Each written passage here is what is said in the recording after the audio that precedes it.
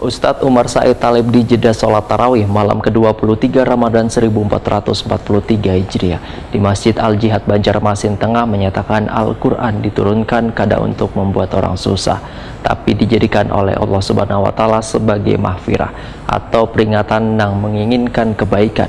Mari kita umpati habar nang satu ini.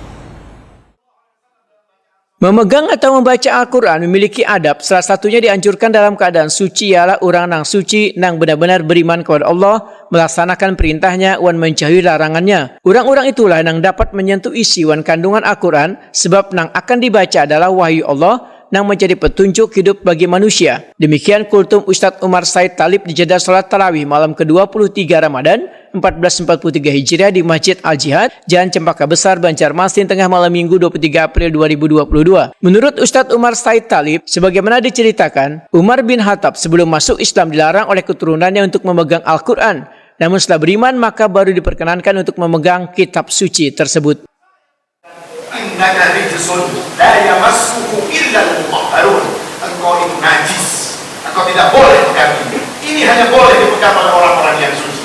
Oke, kalau begitu kata Umar, aku mandi dulu baru penasaran ingin membaca lembaran. Ustadz Umar Said Thalib menyatakan Al-Quran diturunkan kadang untuk membuat orang susah, tapi dijadikan oleh Allah Subhanahu wa Ta'ala sebagai mahfirah atau peringatan nang menginginkan kebaikan. Ustadz Umar Said Thalib menyatakan nang ngarannya hidayah adalah bimbingan atau petunjuk nang diberikan oleh Allah Subhanahu wa Ta'ala untuk seseorang hingga terbukanya hati wan lapangnya dada untuk meyakini kebenaran agama Islam.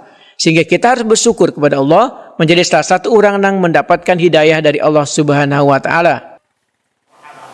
Lalu bagi kita seperti apa? Kita hari ini alhamdulillah bersyukur kepada Allah menjadi orang-orang yang telah mendapatkan hidayah dari Allah Subhanahu wa Ta'ala.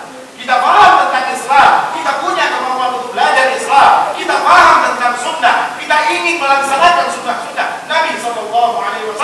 Ketika kita mendapat hidayah tanpa kita memintanya, tanpa kita merengek-rengek kepada Allah Subhanahu wa Ta'ala untuk mendapatkan hidayah, Allah telah kasihkan langsung kepada kita hidayah tersebut. Maka apa yang harus kita lakukan? Pelihara hidayah tersebut, jaga hidayah tersebut, jadikan hidayah tersebut selalu ada dalam hati-hati kita. Karena bulan Ramadan adalah bulan penuh berkah, bulan penuh rahmat, bulan penuh ampunan, bulan semua permintaan kita kepada Allah Subhanahu wa Ta'ala akan Allah kabulkan. Maka salah satu permintaan kita kepada Allah Subhanahu wa Ta'ala di dalam bulan ini adalah mintalah agar Allah Subhanahu